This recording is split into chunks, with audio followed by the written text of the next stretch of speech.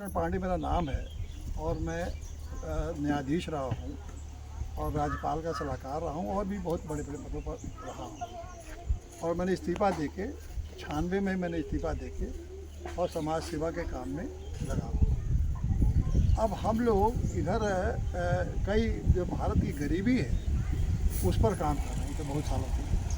तो गरीबी में हम लोग को ये देखने को मिला कि गरीबी तो सभी जातियों में है, ऐसा नहीं है कि किसी एक जाति में। तो इसलिए हम लोगों ने गरीबी मिटाओ अभियान चलाया, गरीबी हटाओ नहीं, क्योंकि हटाने वाले पर फिर आ जा रही है। तो हम लोगों ने मिटाओ शुरू किया।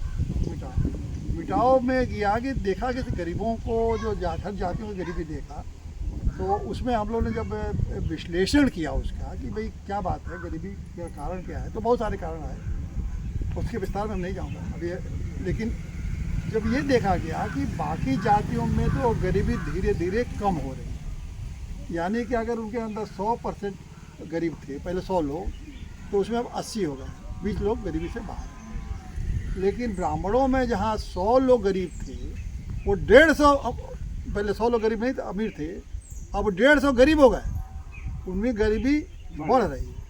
तो ये जो ब्राह्मणों की जो गरीबी बढ़ रही है, केवल ब्राह्मण में हो रही है, उसके भाई कारणों में हम लोगों ने जब पता लगाया तो इससे पता लगा कि एक तो ब्राह्मण जो है अपनी पारंपरिक चीज़ें छोड़ चुके हैं, नौकरियां अब उनको मिल नहीं रही है, क्योंकि जो नौकरी उन्होंने लिया था वो धीरे धीरे आरक्षण के नाते दूसरे लोगों को मिलती जा रही है। और ठीक है, वो जब पहले ब्राह्मण शिक्षित थे उन्होंने नौकरी ले ली, बाकी लोग शिक्षित नहीं थे तो उनको नहीं मिली। अब वो शिक्षित हो गए तो उनको नौकरी उनको मिलती जा रही है, तो इसलिए नौकरी कम। तो अब ये जो ब्राह्मण की समस्या है कि वो, और ब्राह्मणों को जो गरीबों को मिलने वाली सुविधा है वो ब्राह्मण जाति होने के नाते उनको मिल नहीं रही है।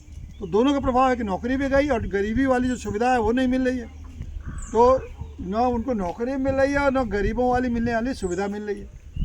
तो इसका कारण क्या है कि उनकी गरीबी बढ़ती जाए। इसी को लेके हम लोग सभी जातियों की गरीबी के लिए जो मुद्दा बनाया वो तो लड़ ही रहे, हम लोग बनाई है कि गरीबी मिटाओ सभी जातियों का।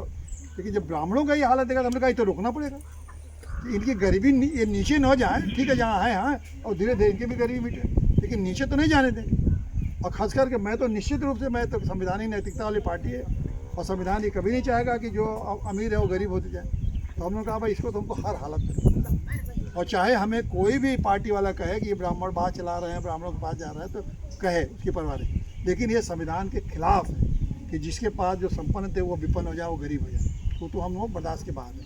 तो मैंने कहा ये तो नहीं चलेगा। इसीलिए हम गाँव जा रहे हैं और पूछ रहे हैं, और सभी गाँव के एक लोगों से पूछ रहे हैं कि भाई आप पहले आपकी गरीबी बढ़ी है कि घटी है। तो मैं आपसे पहले ही सवाल पूछता हूँ कि आप बताइए कि आप लोग में गरीबी बढ़ी है कि घटी है, आप बताइए। बढ़ी है ना, सब लोगों को गरीबी ब्राह्मणों में बढ़ी है ना, घटने 75 साल में घटने के बजाय बढ़ी है। तो ये गंभीर समस्या है कि नहीं? अब ये बताइए, किसी पार्टी ने आज तक ये बात आपने कहा है कि ब्राह्मणों की गरीबी बढ़ रही है तो इसके लिए हम अलग से काम करें?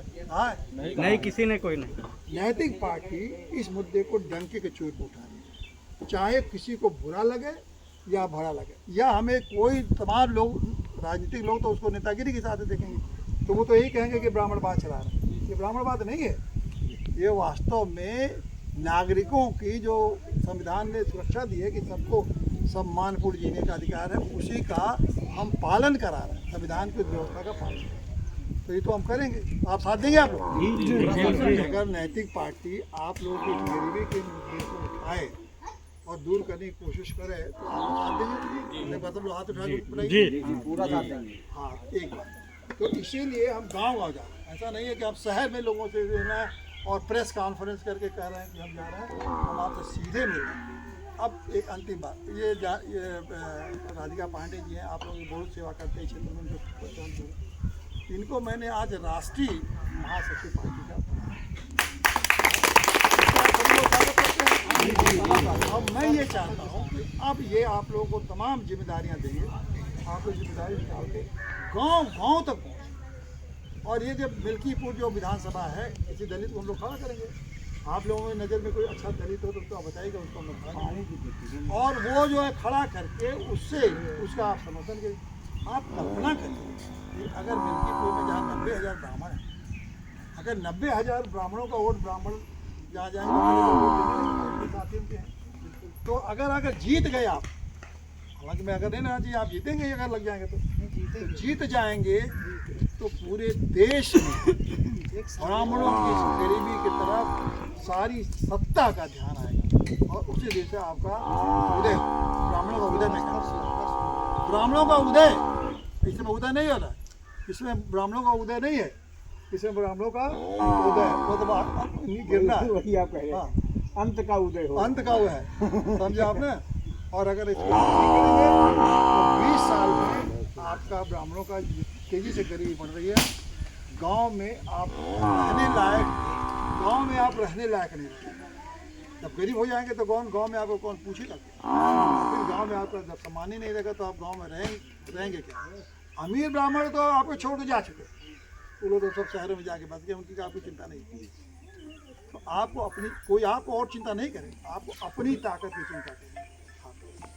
और दूसरा बात है कि मैंने दो तीन चीज़ जरूर करिए।